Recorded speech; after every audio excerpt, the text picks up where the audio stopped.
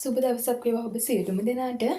ඉතින් මේ දවස්වල ඉතාම වෛරල් යන සිදුවීමක් තමයි කොළඹ 10 ප්‍රධාන පෙළේ පාසලක හෙඩ් ක්‍රිකට් සහ ගුරුවරියන් 4 දෙනෙකුගේ කතාව.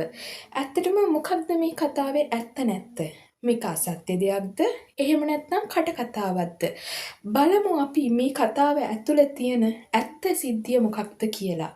ඔබ සිතන්නේ මොකක්ද? කවුද වැරදි? පාසල් ශිෂ්‍යයද? එහෙම නැත්නම් ගුරුවරියන් 4 දෙනාද? කෝ අපේ රටේ තිබුණ ගුරුගෝල සම්බන්ධතාවය?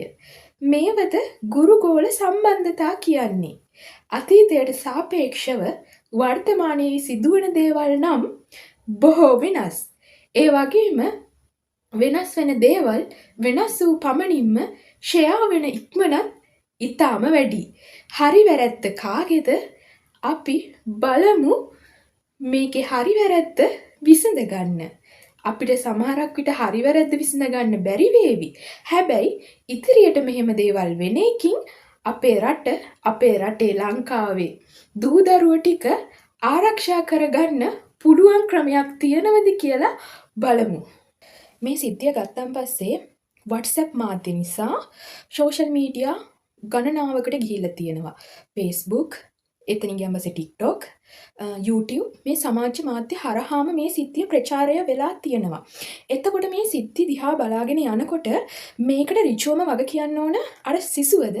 එහෙම නැත්නම් අර ගුරුවරියන් 4 දෙනාද? ඉතින් කට්ටිය එක එක්කෙනාට චෝදනා කරනවා වැරදි මෙයා කියලා. ඉතින් මේ தত্ত্বය මෙච්චර දුරකට උඩු දිව්වේ මොකක් හේතුවක් කරගෙනද?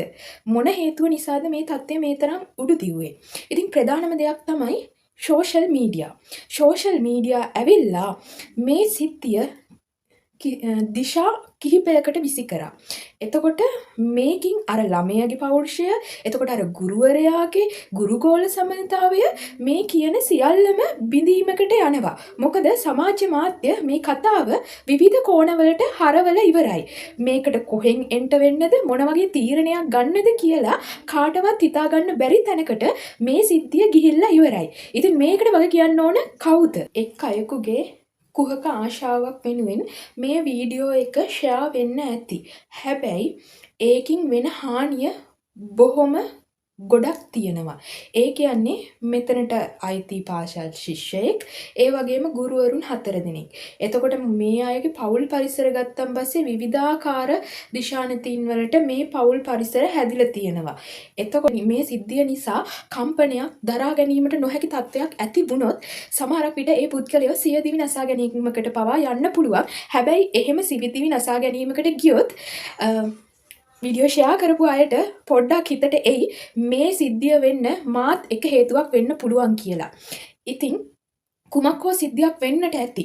අපි දන්නේ ඒ සිද්ධියේ ගැඹුර මොකක්ද කියලා. ඒ සිද්ධියේ ගැඹුර දන්නේ නැතුව ඒකට නියාමන ඒක මෙහෙම වෙන්නේ නැති කියලා අපිට කියන්න අවස්ථාවක් නැහැ. ඉතින් අපිට තියෙන්නේ වෙන දේ බලලා මේක මේ විදියට නොවෙන්න වග බලා ගැනීමට සහ ඒකින් වෙන හානිය අවම කර ගැනීමට. ඉතින් මේකේ ලොකුම වැරද්ද කරලා තියෙන්නේ මේ වෙනකොට සමාජ මාධ්‍ය. වැරද්දක් වෙලා තියෙනවා. ඒක අපිට පේනවා. පෙනුනත් සමාජ මාධ්‍යෙන් මේකට මීට වැඩිය සාධාරණයක් කරන්න තිබුණා කියන තැනක තමයි මම ඉන්නේ. ඉතින් ඔයාලටත් මේ ගැන මොනවා හරි මතයක් තියෙනවා නම් අමතක නොකර කමෙන්ට් එකක් දාගෙන යන්න.